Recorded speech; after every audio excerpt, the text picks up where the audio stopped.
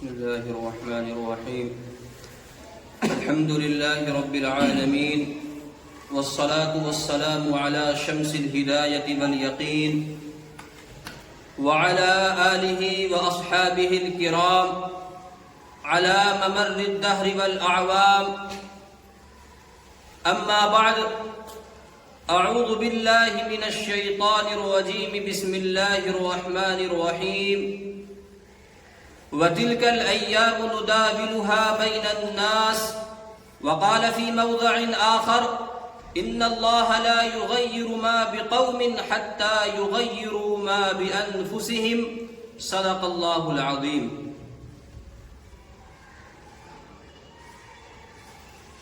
وطن کا ذرہ ذرہ ہے یہاں اس بات پر شاہد، وطن کا ذرہ ذرہ ہے یہاں اس بات پر شاہد، مدارس کے سپوت اس ملک کے جانباز غازی ہیں. سیاسی کھیل ہے ورنہ دشمن بھی یہ سمجھتا ہے، سیاسی کھیل ہے ورنہ دشمن بھی یہ سمجھتا ہے کہ اسلامی مدارس مرکز کردار سازی ہے. حضرت استاذ محترم دامت برکاتہم، رفقائے تدریس اور عزیز طلبہ، آج ہم سب یہاں ایک ایسے عظیم دن کی یاد منانے کے لیے جمع ہوئے ہیں جو دن ہماری قومی تاریخ میں سنہرے حروف سے لکھا گیا ہے. اسی 26 جنوری کے دن آج سے کئی سال پہلے ہمارا ملک ہندوستان ایک آزاد ملک ہونے کے ساتھ ساتھ ایک جمہوری ریاست دنیا کے نقشے پر بن کر ابھرا تھا. اسی کے ساتھ ساتھ آج کا یہ دن ہمیں ہمارے اکابر و اسلاف کی طرف سے پیش کی جانے والی وہ عظیم قربانیاں بھی یاد دلاتی ہے جن کو ہمارے اکابر و اسلاف نے اس ملک کے آزاد کرانے کے لیے، اس ملک میں بسنے والے لوگوں کے لیے، اس ملک میں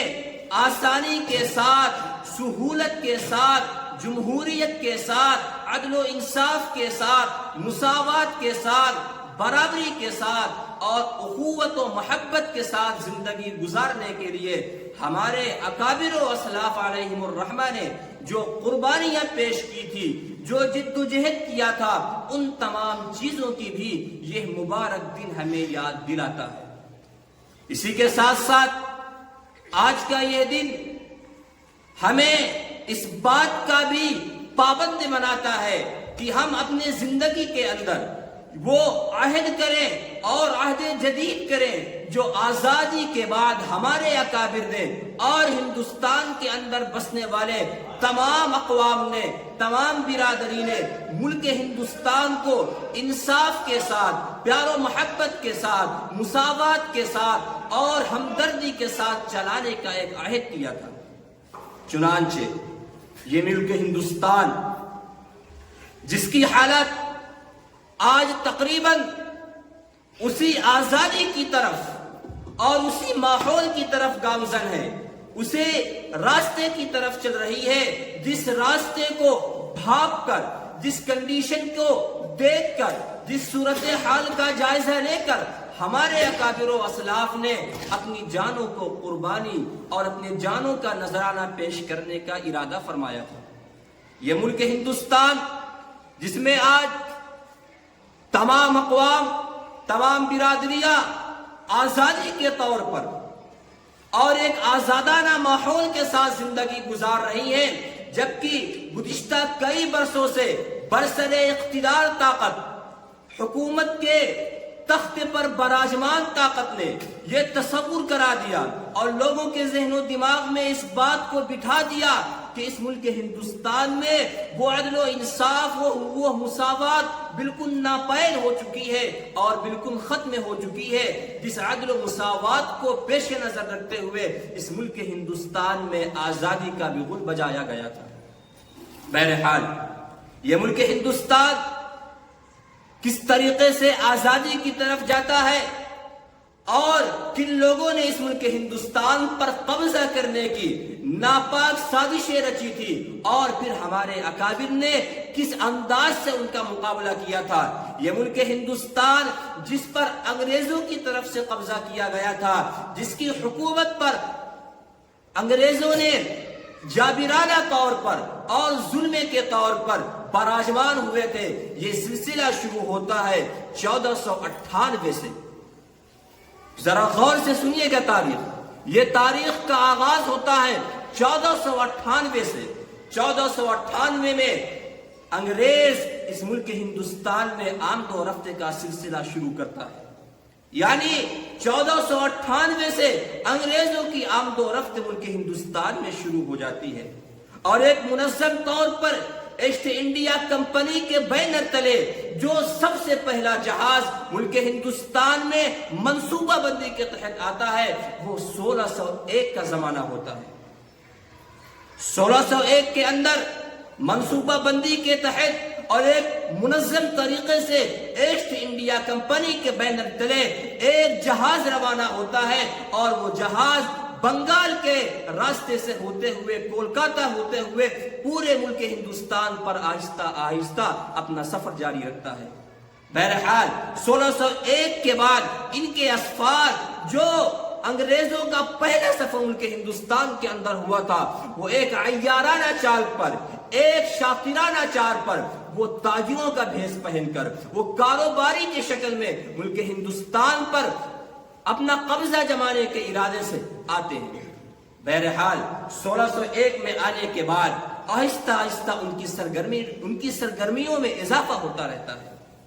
اور 1707 تک مغلیہ حکومت ایک مضبوط طاقت ہوا کرتی تھی، لیکن 1707 میں اورنگزیب علیہ الرحمہ کا انتقال ہوتا ہے، اور اس وقت سے مغلیہ حکومت کا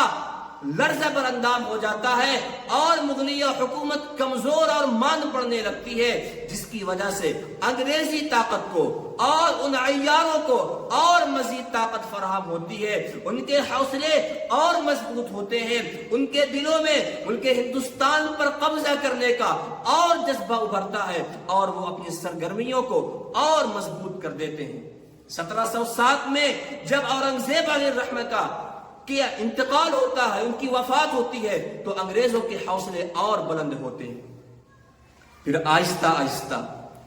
بات آتی ہے 1757 کی یا 1756 کی، جو سب سے پہلی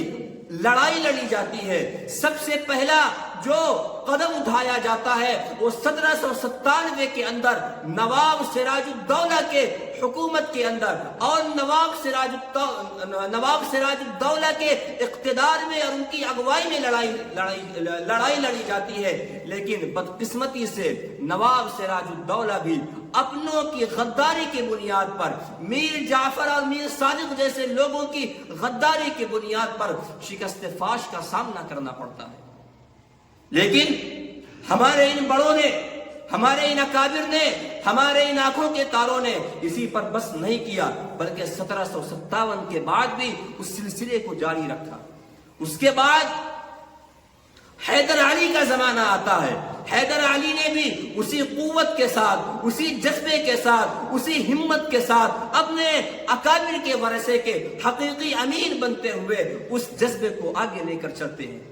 اس سے پہلے ایک بات اور سمجھنے سے تعلق رکھتی ہے کہ جب انگریزوں نے اس ملک پر آمد و رفت کا سلسلہ شروع کیا اور منظم طور پر 1601 میں آئے، تو سب سے پہلے انگریزوں کے منصوبے کو جس عظیم شخصیت نے سمجھا تھا، جو ہمارے اور آپ کے روحانی قائد بھی ہوتے ہیں، ہمارے سرخیل بھی ہوتے ہیں، مجدد الفسانی سید احمد مجدد الفسانی علیہ الرحمہ نے سب سے پہلے انگریزوں کے منصوبے کو سمجھا اور اپنے ہم نواؤں سے، اپنے شاگردوں کے سامنے یہ بات پیش کرتے ہیں کہ انگریزوں کا ہندوستان میں آنے کا جو مشن ہے وہ درست مقصد نہیں ہے، وہ ہمارے ملک پر آگے چل کر قبضہ کرنے کے ارادے سے آئے ہوئے ہیں۔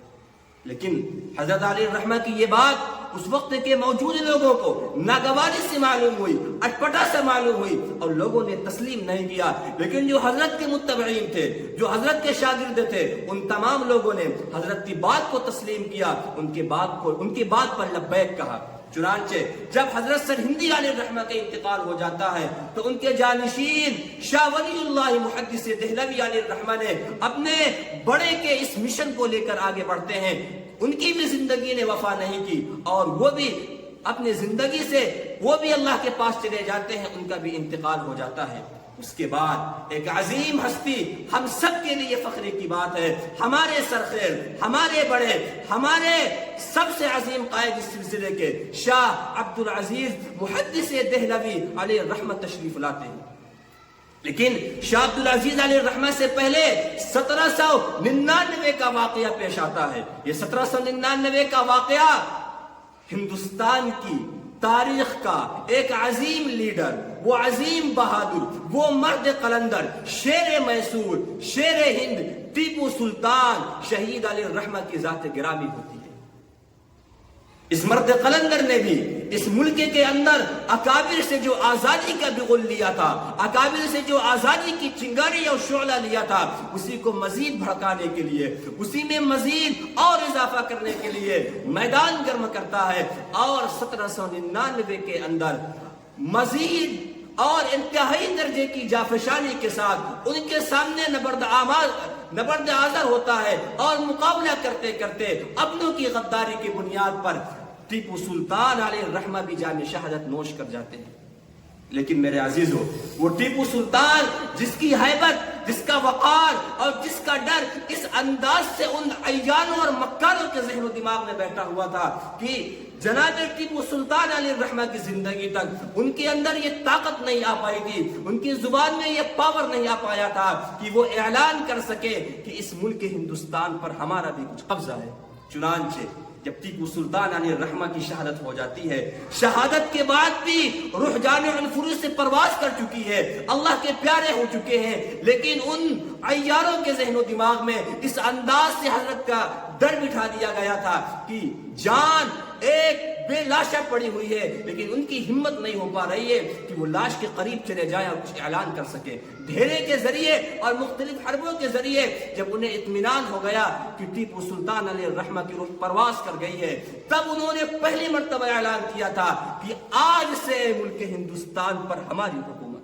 यानी मुल्क हिंदुस्तान हमारा हो गया, क्योंकि आज हमने एक ऐसे अजीम मुजाहिद का, एक ऐसे अजीम बहादुर शख्स का सर कलम कर दिया और उसको सफाई हस्ती से मिटा दिया, जो हमारे लिए अपनों से, गैरों से,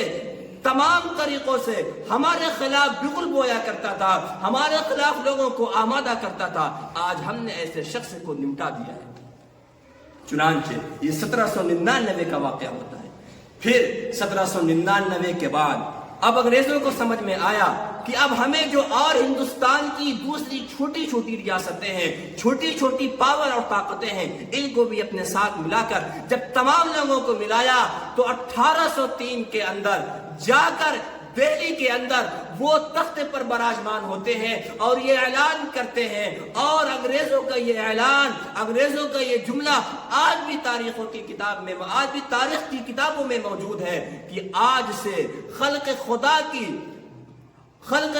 की मुल्क बादशाह सलामत का और हुक्म ईस्ट इंडिया कंपनी का, यानी आज से इस मुल्क हिंदुस्तान के अंदर जो आपको बादशाहत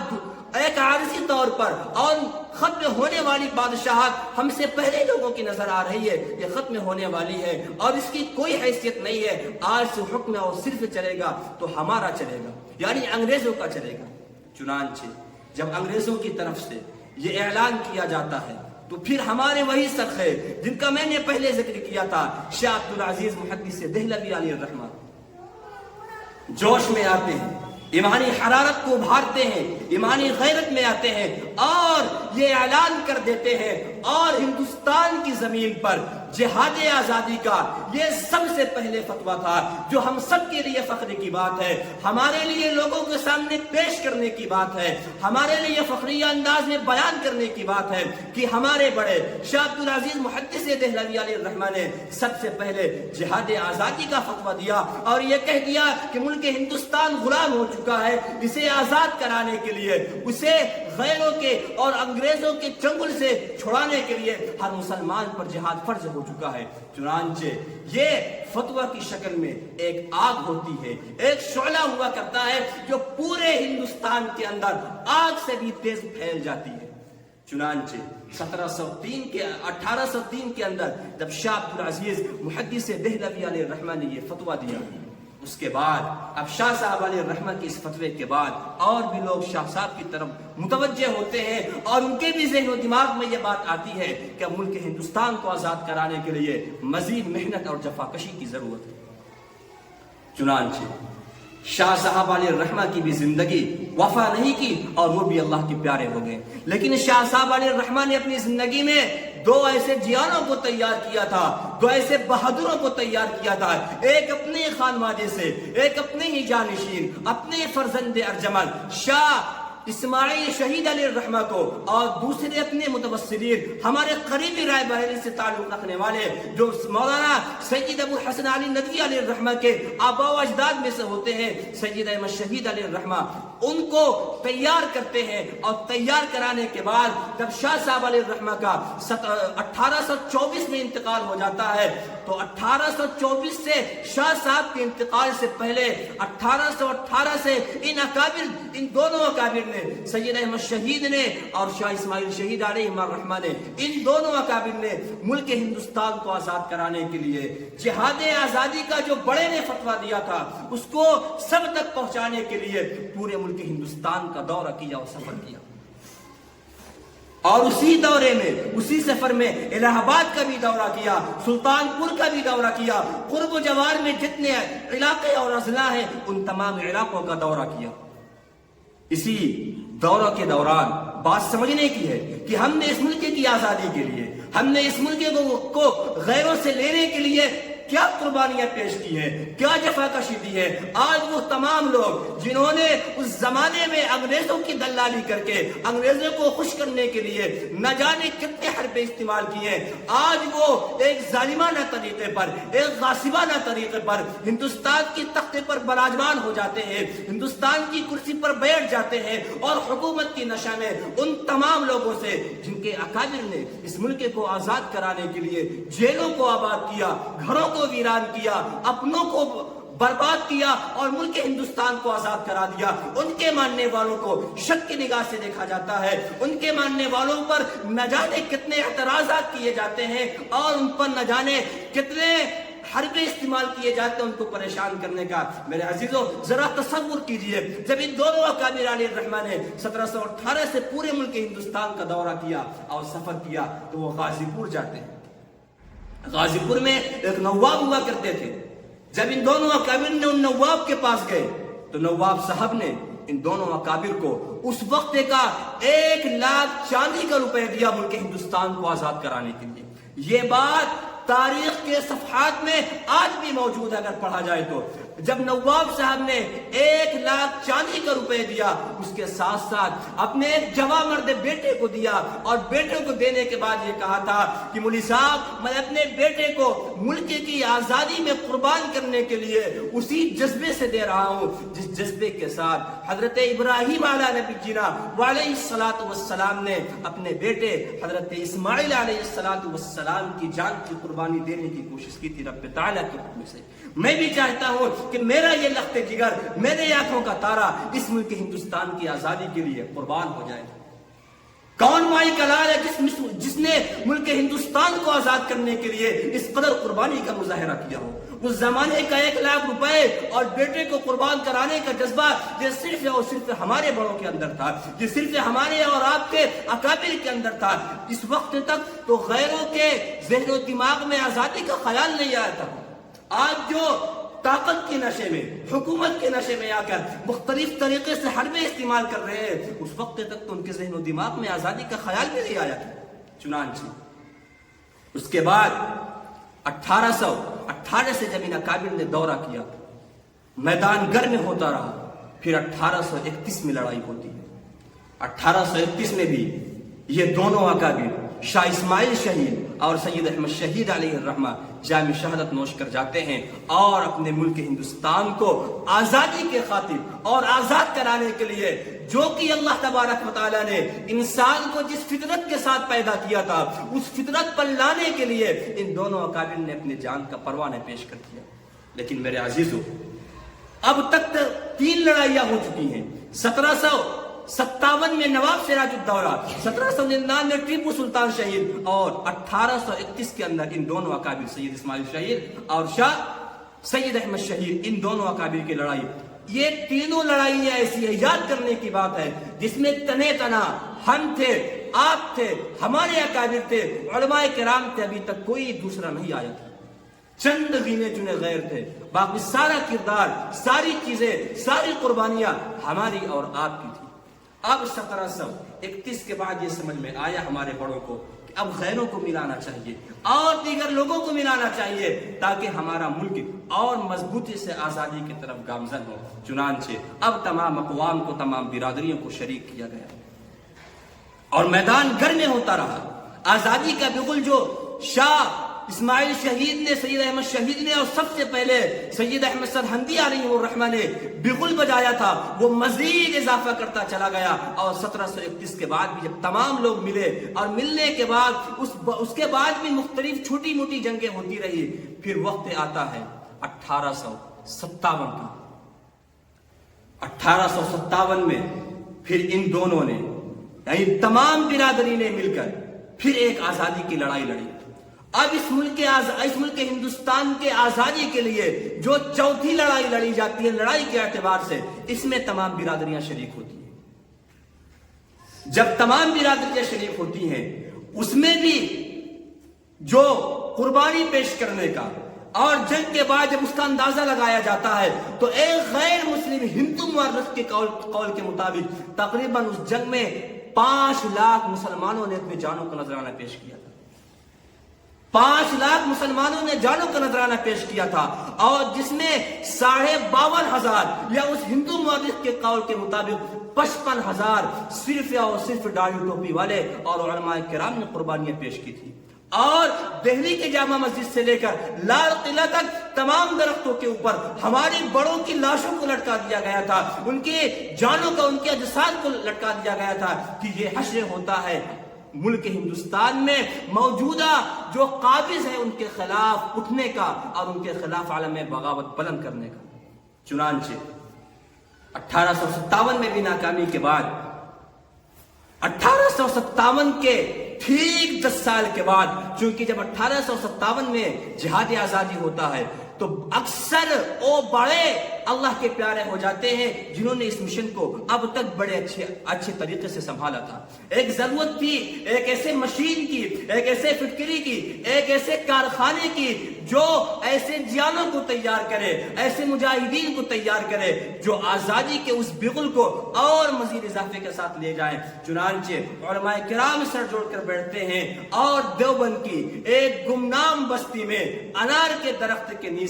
1866 के अंदर दारुल उलूम देवबंद की बुनियाद रखी जाती है।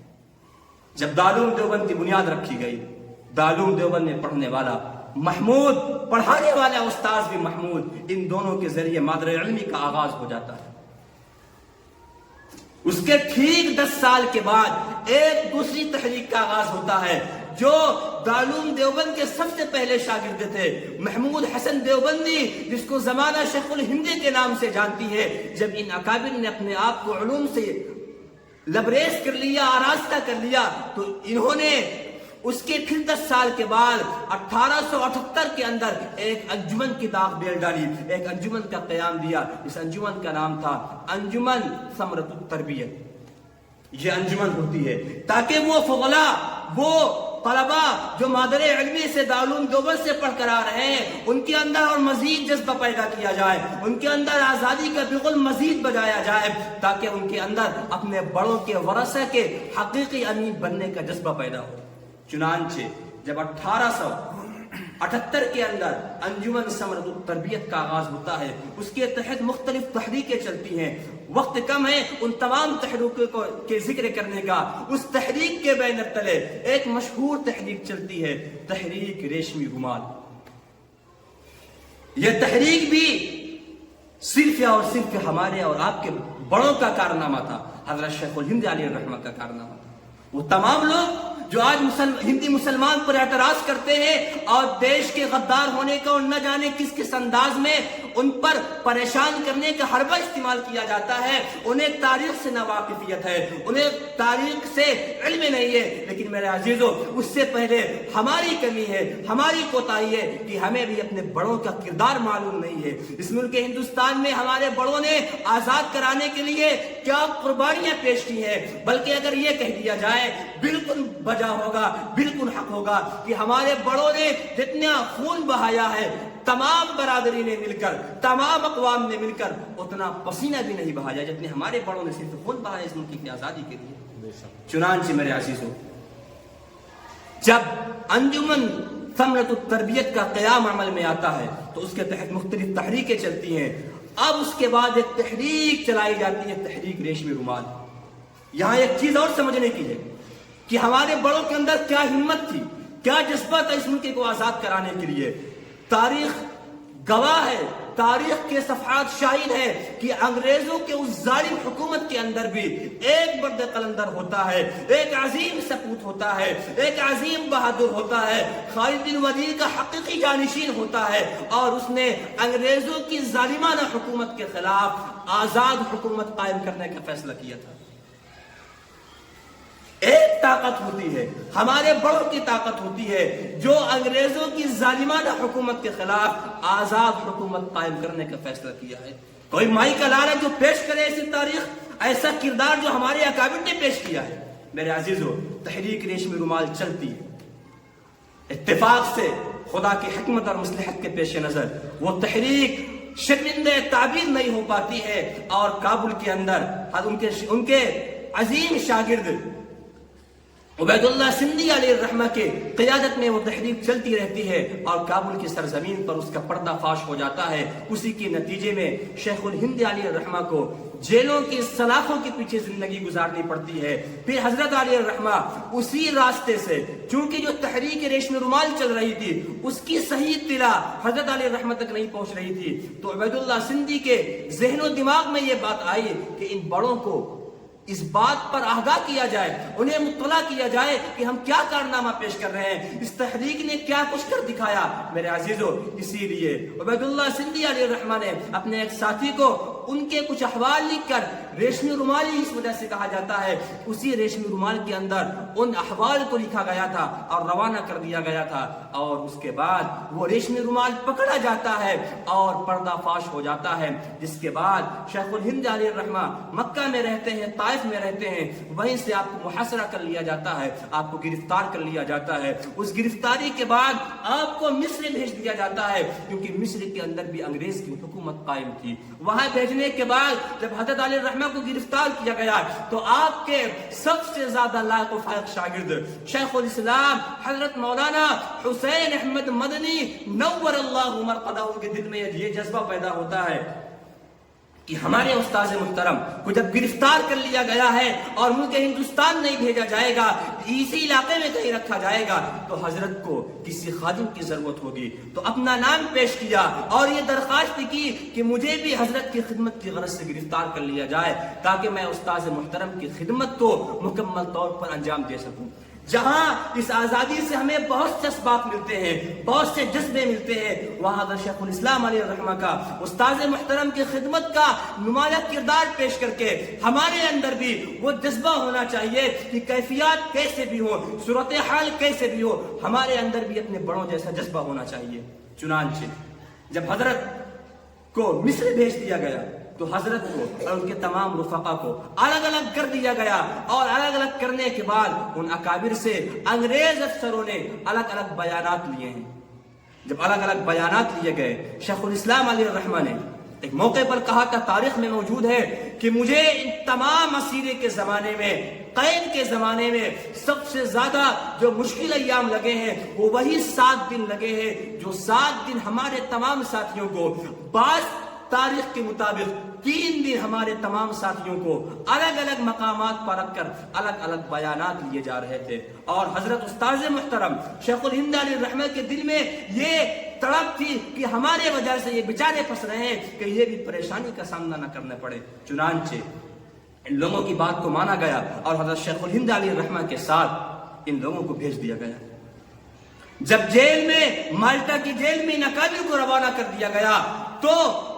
مالٹا کے اندر، جیل کے اندر، اب سمجھیے کہ ہمارے بڑوں نے کیا کچھ نہیں کیا اس ملک کی آزادی کے لیے۔ جب ان دونوں اور ان تمام اکابر کو روانہ کر دیا جاتا ہے مالٹا کی جیل کے لیے، تو میرے عزیزو جیل کے اندر بہت ساری وہ چیزیں جس کے کھانے کی اجازت نہیں تھی، لیکن بحیثیت استاد اور شیخ الاسلام کے بحیثیت شاگرد ہونے کا یہ جذبہ ہوا کرتا تھا کہ استاذ محترم کو اچھا سے اچھا کھلانے کی کوشش کی جائے، کیونکہ جیل ہے، وہاں اچھا پکوان، اچھا کھانا نہیں مل سکتا، لیکن اس کے بعد بھی جو اچھا مل سکے وہ کھلایا جائے۔ تو یہ بات میں نے براہ راست استاذ محترم مولانا سید ارشد مدنی دامت برکاتہم سے سنی ہے کہ جب حضرت علی الرحمہ نے استاذ محترم کو بعض وہ چیزیں کھلانے کی کوشش کی جو حکومتی طور پر جیل خانوں کی طرف سے پابندیاں تھی۔ ایک مرتبہ ایسا ہوا کہ میں نے حضرت کو کچھ کھانے کے لیے پیش کیا، پیش کرنے کے بعد انگریز افسر نے، انگریز جج نے اور اس جیل کا رہنے والا ذمہ دار نے مجھے دیکھ لیا اور دیکھنے کے بعد پوچھا یہ تمہیں کہاں سے ملا، تم یہ کہاں سے کھا رہے ہو؟ قبل اس کے کہ وہ حضرت علی الرحمہ پر کچھ کوشش کرتا، حضرت کو کچھ کہتا، میں آگے بڑھا اور میں نے کہا کہ حسین احمد مدنی نے یہ سامان دیا تھا۔ کہا ہاتھ پھیلاؤ، اور ہاتھ پھیلانے کے بعد 7 قسم کی اس انداز سے، 7 قسم کی ضربیں اس انداز سے لگاتا ہے کہ شیخ الاسلام کا بیان ہوتا ہے مولانا دامت برکاتہم کے حوالے سے کہ اس وقت میرے ہاتھ کے اندر یہ طاقت نہیں تھی کہ اب میرے ہاتھوں میں وہ طاقت برقرار ہوتی جو اس سے پہلے برقرار تھی۔ ظاہر 7 ضربے لگانا اور اس وقت کی جو بڑی چیزیں رہی ہوں گی اسی سے ضربے لگایا جا رہا ہوگا۔ چنانچہ اس کے بعد ایک مرتبہ یہ بھی پیش آتا ہے کہ حضرت کو میں کھلانے کے لیے اور میں کچھ چیزیں پیش کرتا ہوں، اس کے بھی اطلاع وہاں پہنچ جاتی ہے۔ اس کے نتیجے میں مجھے 3 دن اس سے بھی زیادہ پابند سلاسل کیا جاتا ہے، ایک کوٹری بنائی جاتی ہے اور اس کے اندر مجھے قید کر دیا جاتا ہے۔ وہ کوٹری کا اندازہ یہ ہوتا ہے کہ اس کوٹری میں گھٹنے تک جو ہے کیچڑ ہوا کرتا ہے، دلدل ہوا کرتی ہے اور اس کے چاروں طرف نکیرے لوہے لگا دیے جاتے ہیں، اور مجھے اس انداز سے اس کے اندر داخل کیا گیا کہ میں 3 دن صرف اور صرف کھڑے ہو کر گزار سکتا تھا۔ دائیں جاؤں بائیں جاؤں، دونوں طرف جاتا ہوں تو صرف اور صرف نکیلی چیزیں نظر آتی ہیں، اور چونکہ نیچے کیچڑ موجود ہے بیٹھنے کی بھی گنجائش نہیں ہے، اور اس پورے کمرے کے اندر کوئی لائٹ نہیں، صرف ایک چھوٹا سا سوراخ تھا، اور وہ سوراخ بھی اثر انداز اس وقت ہوتا تھا جب سورج بالکل استوا پر اور بالکل برابری پر ہو جایا کرتا تھا، تب اس کی کچھ چنگاری یا کچھ روشنی ہمارے کمرے میں آتی تھی۔ تو یہ ہمارے اکابر نے قربانی دی۔ چنانچہ ان بڑوں کو 1917 کے اندر حضرت کو مالٹا کی جیل کی سزا ہوتی ہے، اور اس بامشقت صعوبت کے بعد، بامشقت ایام گزارنے کے بعد 1720 کے اندر ان بڑوں کو روانہ کیا جاتا ہے، آزاد کر دیا جاتا ہے۔ اس کے ساتھ ساتھ ایک بات اور سمجھنے کی ہے، میں بات کو بہت مختصر کرتا ہوں کہ وہاں مالٹا کی جیل کی اور مالٹا کے پورے علاقے کی سردیاں بھی مشہور ہوا کرتی تھی، اور ان شاگردوں کی یہ تمنا ہوا کرتی تھی کہ استاذ محترم کو صبح وضو اور تہجد میں وضو کرانے کے لیے کم از کم نیم گرم پانی کا انتظام کر دیا جائے، کیونکہ کوئی خارجی انتظام نہیں تھا جس کی بنیاد پر پانی کو گرم کیا جاتا۔ تو یہ بات بھی استاذ محترم سے سنی گئی ہے کہ میں نے، یعنی ان کے والد گرامی حسین احمد مدنی اور ان کے دوسرے ساتھی مولانا عزیر گل، ان دونوں اکابر نے یہ طے کیا کہ رات میں ایک لوٹے میں پانی بھرتے، اور پانی بھرنے کے بعد اس لوٹے کو رکھنے کے بعد اس لوٹے کے اوپر پیڑ کے بل لیٹ جاتے، آدھی رات حسین احمد مدنی لیٹتے اور آدھی لیٹ ان کے دوسرے ساتھی عزیر گل علیہ الرحمہ لیٹتے، تاکہ دونوں کے لیٹنے کے نتیجے میں صبح تک پانی کچھ نہ کچھ گرم ہو جائے، تاکہ استاذ محترم کو تہجد میں وضو بنانے میں تکلیف نہ ہو۔ بہرحال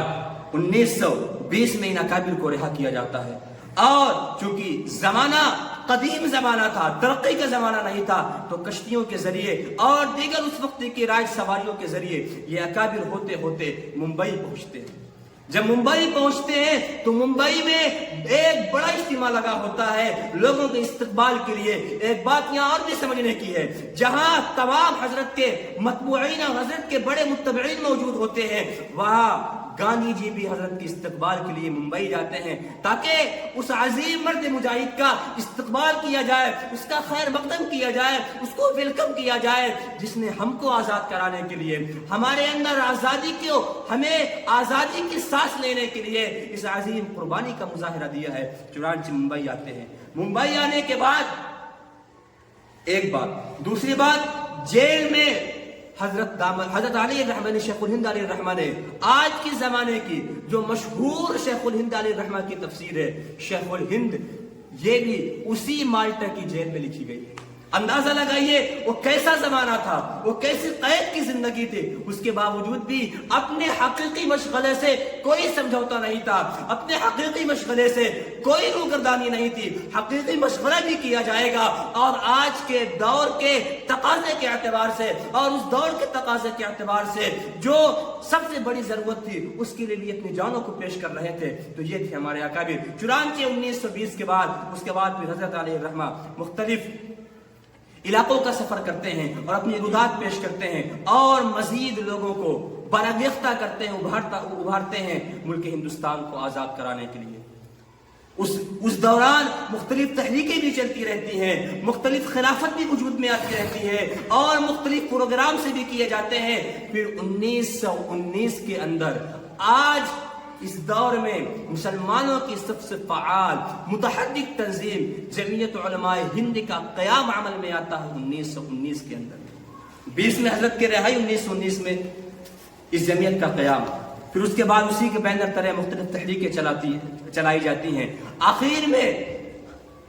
1942 میں ایک تحریک چلتی ہے، تحریک سول نافرمانی۔ یہ تحریک بھی اپنے اندر ایک معنی رکھتی ہے، یہ تحریک بھی اپنے اندر ایک اہمیت رکھتی ہے۔ چنانچہ ان تحریکوں کے نتیجے میں، ان تمام قربانیوں کے نتیجے میں، ہمارے بڑوں کی قربانیوں کے نتیجے میں 1947 کا وہ عظیم دن آتا ہے کہ ان جانبازوں نے اپنی جانوں کی پرواہ کیے بغیر، اپنی جانوں کو پیش کرنے کے جذبے سے، اپنے آپ کو قربان کرنے کے جذبے سے، اور ہندی ہم وطن لوگوں کو آزادی کی سانس لینے کے لیے اپنی جانوں کو قربان کیا۔ اور 1947 15 اگست کو یہ ملک ہندوستان آزاد ہوتا ہے۔ اب تمام باشندگان وطن ایک آزاد سانس لینے کا موقع فراہم کر دیا جاتا ہے۔ اس کے بعد 26 جنوری جو آج کا دن ہے، اس دن کے اندر اس ملک ہندوستان کو جہاں آزادی ملک اور آزاد ملک ہونے کا تمغہ ملا تھا، وہیں ایک جمہوری ریاست بھی دنیا کے نقشے پر یہ ملک ایک جمہوری اور جمہوری ریاست بن کر ابھر جاتا ہے۔ تو میرے عزیزو، یہ ایک مختصر سی تاریخ تھی اس ملک ہندوستان کی۔ واقعی اگر اکابر کی تاریخ کو پڑھا جائے، ملک ہندوستان کی تاریخ کو پڑھا جائے، تو میرے عزیزو ہمیں اندازہ ہوگا کہ ہمارے بڑوں نے اس ملک ہندوستان کو آزاد کرانے کے لیے کس جذبے کے ساتھ، کس امنگ اور تڑپ کے ساتھ اپنی جانوں کو پیش کیا تھا۔ اس مختصر سی تقریر کے بعد اللہ تعالیٰ سے اولاً یہ دعا کرتے ہیں کہ اللہ تعالیٰ ملک ہندوستان کو اسی امن و سلامتی کے ساتھ برقرار رکھے، جس امن و سلامتی کے جذبے کے ساتھ ہمارے بڑوں نے اس کے اندر آزادی کا بغل بجایا تھا، اور حکومت پر ایسے افراد کو، ایسی طاقت کو براجمان کرے جو طاقت منصف ہو، عدل کرنے والی ہو، انصاف کرنے والی ہو، مساوات کا خواہاں ہو، ایسے لوگوں کو اس طاقت کی کرسی پر براجمان کرے۔ اور ہم سب یہ عہد کریں کہ انشاءاللہ اپنے اکابر کی تاریخ کو پڑھیں گے اور اپنے اکابر کے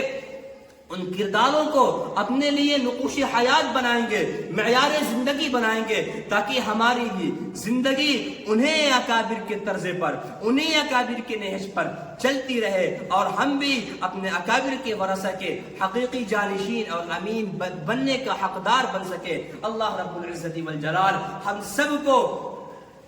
اس ملک ہندوستان میں برابری کرنے کا، اخوت کا جذبہ فراہم کرے۔ پھر میں اسی شعر کے ساتھ اپنی بات کو ختم کرتا ہوں کہ وطن کا ذرہ ذرہ ہے یہاں اس بات پر شاہد، وطن کا ذرہ ذرہ ہے یہاں اس بات پر شاہد، مدارس کے سپوت اس ملک کے جاباز غازی ہیں۔ سیاسی کھیل ہے ورنہ دشمن بھی یہ سمجھتا ہے کہ اسلامی مدارس مرکز کردار سازی ہے۔ وآخر دعوانا ان الحمدللہ رب العالمین۔ ماشاء اللہ مولانا یحییٰ صاحب نے